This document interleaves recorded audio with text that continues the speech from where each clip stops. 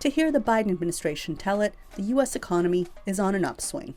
Over the past 3 years, President Biden and I have lowered costs, created opportunity, and are building an economy that works for working people. We have created more than 14.5 million new jobs, increased wages for tens of millions of Americans. Today, consumer confidence is up, and consumer spending is an all-time high. And although we have more work to do, let us be clear, America's economy continues to be the strongest in the world.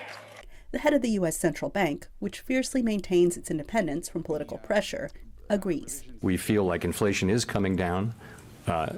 Growth has been strong. The labor market is strong.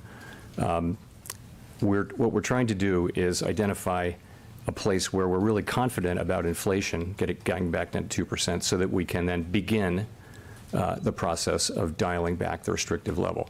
But a new poll from research firm Ipsos shows that a rising number of American voters don't buy it. And that's hurting Biden's re-election chances. Biden is entering into 2024 in a weakened position. We have him at this point at 38% approval rating. And that's important because based on our experience, our historical experience, a sitting president at 40% approval rating or better has better than a 50-50 chance of winning the next election. Voters' top issue, Young says, is the economy, and not the bigger trends, but the nickels and dimes. Peel that onion away, and they're really worried about inflation. South Carolina's Democratic voters overwhelmingly supported Biden in a recent primary. But even supporters say they feel the pinch. Groceries are high, higher than we've seen in a while. Gas is also, but what I'm encouraged by is mortgage interest rates are beginning to go down. That, Young says, is a new spin off the Clinton-era political saying that American voters share one priority.